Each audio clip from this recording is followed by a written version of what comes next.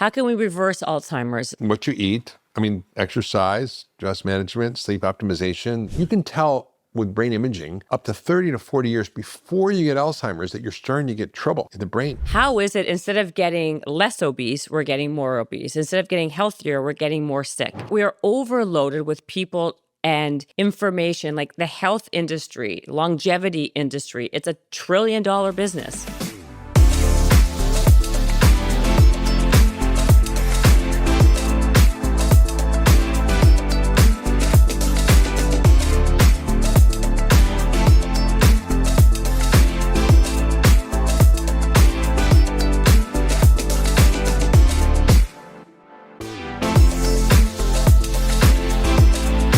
Kevin Hall from the NIH looked at this very carefully, and he did what we call a crossover trial, which is one of the best types of study designs, where he took the same people, gave them a diet, and then let them have a break, called a washout period, and then give them another diet for a few weeks, and then measured what happened.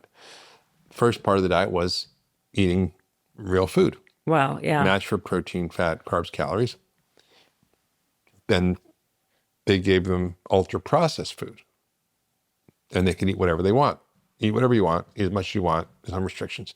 When they were eating ultra-processed food, they ate 500 calories more a day because their biology was dysregulated. Right. Kids who are iron deficient will eat dirt. The body is going to crave more food and want more food because it's looking for nutrients. But we're looking for love in all the wrong places, right? Yeah. And so what happened is that you get dysregulated. And when you think about that, 500 calories a day in a week is 3,500 calories. That's a pound of weight gain. Yeah. If you don't offset it with exercise. In a year, that's 52 pounds of weight gain if you eat ultra-processed food. Why is America the fattest country in the world? Like we have 75% of us that are overweight, 42% are obese. It's increased, fourfold since I was born.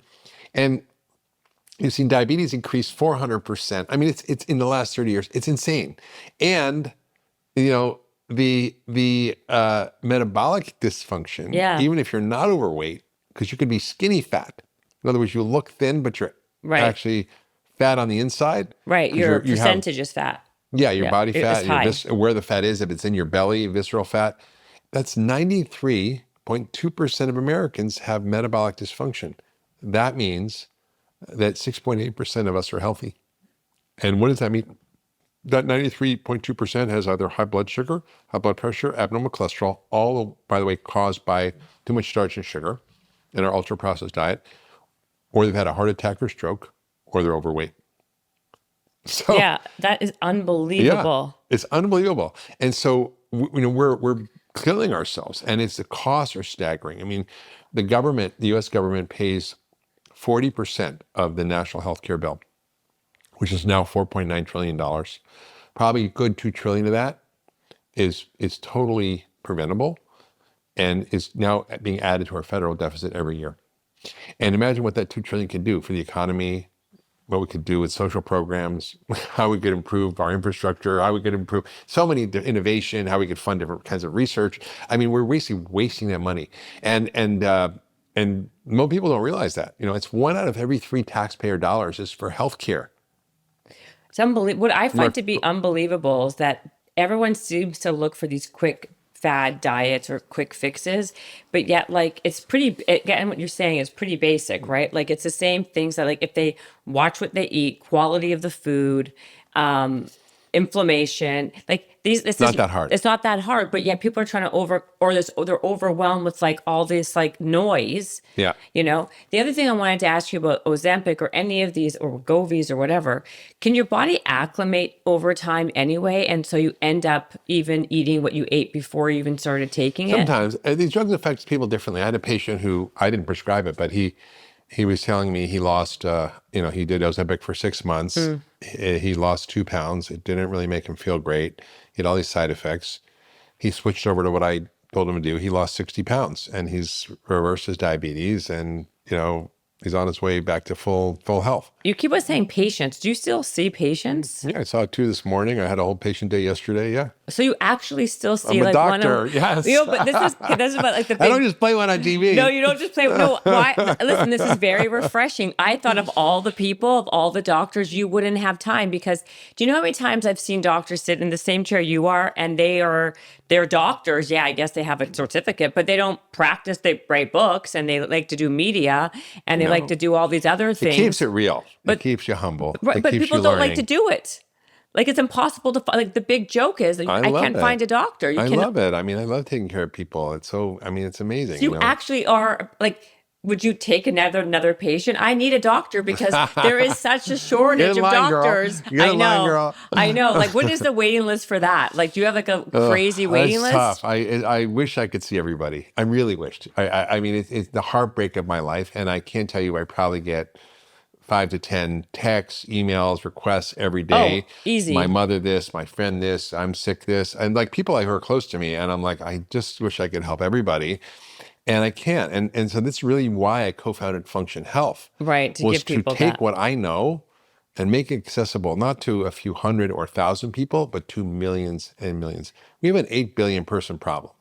That's exactly true, And right? what we're creating at Function is something that is revolutionary. It's why we're the fastest growing healthcare company in the world. We're creating something called medical intelligence. You know, you have Chat GPT and all this, but think about where you take all your own data and all your data is sorted through with the use of technology. Because now we can process, I mean, just in your microbiome alone, there's 100,000 terabytes of data. I don't even know what a terabyte is, but it's a lot of information. It's a lot, I guess, yeah. I was gonna say. So no human mind can comprehend all that. So we're able to take all this data and actually understand what's happening to you and input it all into the system and then give you a predictive model of where you are in the trajectory from wellness to illness, because things don't happen overnight, right? For example, we were measuring some of these Alzheimer's tests like p-tau 217 or AD4240 or neurofibrillary light chain. There's other biomarkers. And we're now able to see from a blood test that you could be developing early cognitive injury, brain injury, that you don't even know about because you're not symptomatic. You can tell with brain imaging up to 30 to 40 years before you get Alzheimer's that you're starting to get trouble in the brain. But now with these blood tests, we can detect it. And then you can do something to intervene and actually reverse that trajectory. That's never been possible before. So how is it even possible? I thought there was no cure that you couldn't, so can you give us a couple? Well, there is. Of course there is. I mean, Like what? Give us some things that we can do for our brain health, this is not brain my fog. opinion. This is actually fact. I mean, if you look at the studies being done out of Europe, the finger trial, the pointer trials, these are large-scale clinical trials using aggressive lifestyle intervention, risk factor modification, and actually showing not just slowing down or delaying the progression of Alzheimer's, but reversing cognitive decline.